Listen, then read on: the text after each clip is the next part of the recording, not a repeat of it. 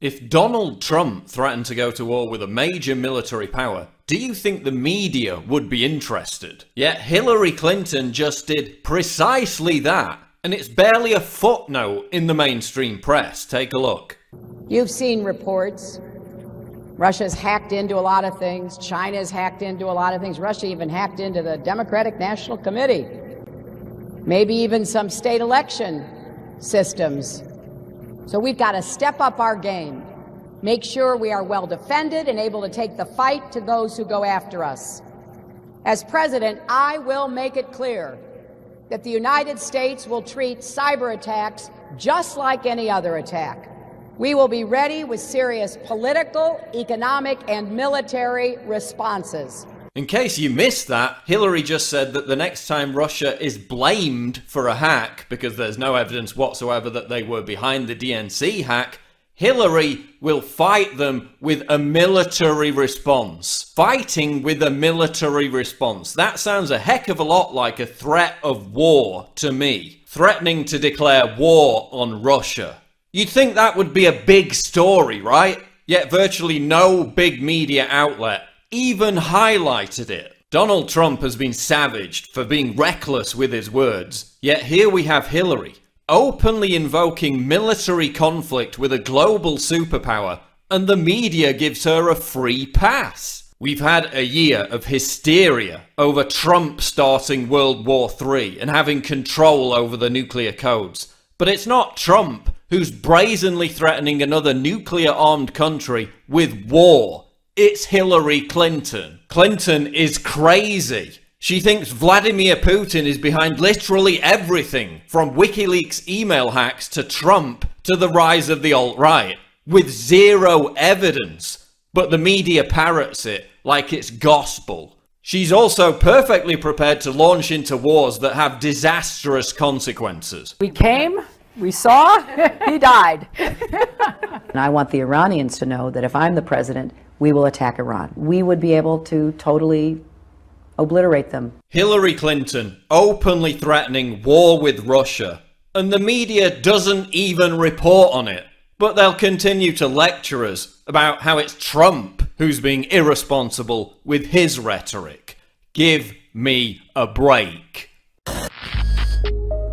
Hillary fainted and hit her head back in 2012, leading to a blood clot in her brain. In almost half of sufferers, this leads to side effects and neurological issues. According to neurologist Dr. Daniel Kasiche, Hillary has post-concussion syndrome and cannot tolerate stress-inducing environments.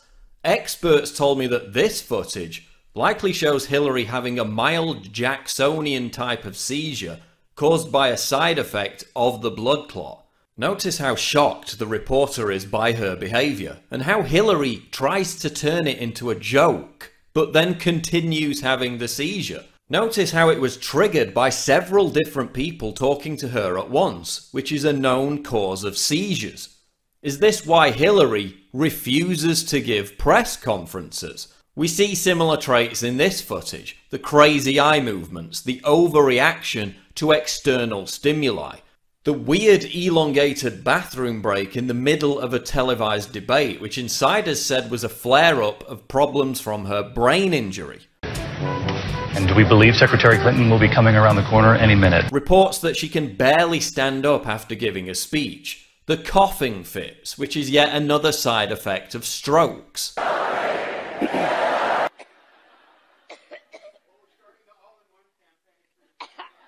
Difficulty swallowing, choking, a garbled voice, again all side effects of strokes. Guess what else is a side effect of strokes? Spontaneous outbursts of laughter that go on for longer than is socially comfortable. I know Bernie Sanders said that, quote, the American people are sick and tired of hearing about your damn emails. But there are a lot of people who are not. Well, including FBI officials. Some aspects of Hillary's freakish behaviour could be explained by the blood clot, but others could be a manifestation of her notoriously unstable personality, and even drug abuse. Her sudden, profound, and disproportionate bouts of rage, confirmed by former Secret Service agents, former K-9 handlers, and her own campaign insiders. An anonymous campaign aide told the New York Post that Hillary unleashed, quote, screaming childlike tantrums that have left staff members in tears and unable to work.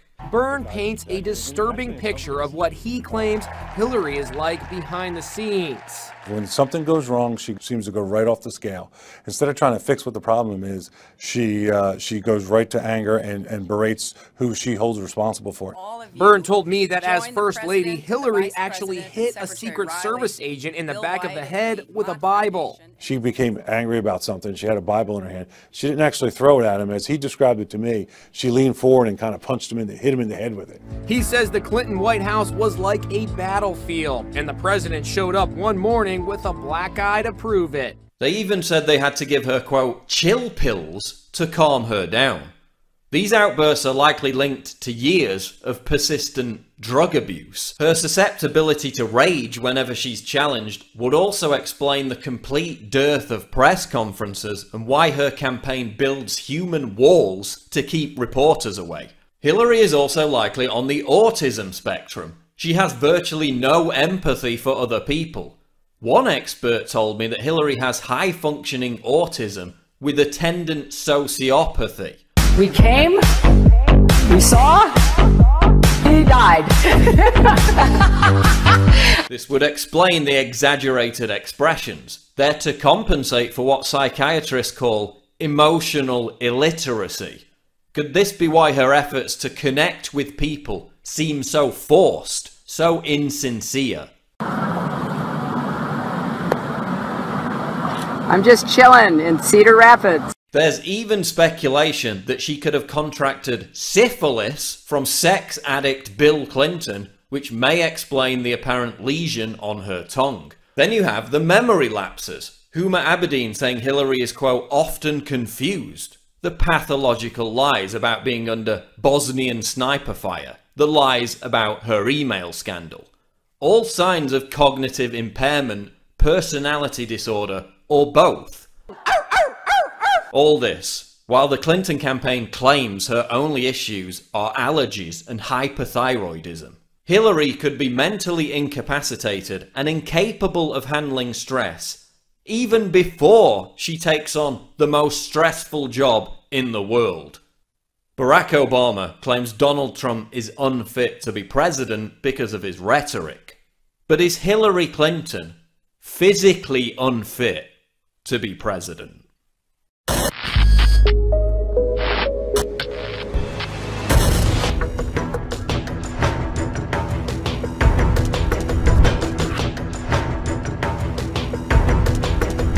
So if Putin wants to bomb, I say, go ahead. Go ahead. Bomb. I don't know Putin, but he said nice things about me. He said Trump is a genius, and Trump is going to win, and Trump is leading the party. All right, said nice things. Look, you know, I always like a compliment. We all like compliments. Not going to influence me. Believe me, I'm going to do what's right. But he said these things. So the other people said, we want you to disavow what Putin said. First of all, I say this. Guy calls you a genius, you're not going to disavow. Do we agree? Only a stupid person would disavow, not a genius. No genius would disavow being called a genius. But more importantly, if you look at it, wouldn't it be nice if we actually got along with Russia and other countries? Wouldn't it be nice? For 20 years, I've heard the worst thing that could happen would be if Russia and China start uniting. We've united them because we did things that were very onerous, because Obama doesn't like Putin. And Putin doesn't respect or like Obama. And all of a sudden, Russia and China now are doing all sorts of things together. I heard them saying this morning on television, how dare they want to? Donald Trump wants to work with Russia to get rid of ISIS. Yeah, sort of, right? You know, the cost of missiles at $1 million a pop. It would be nice to work with somebody else, let them drop some of their missiles. But they were talking about working with Russia like we have to do it ourselves. Why do we have to do everything ourselves? We're like the policemen of the world.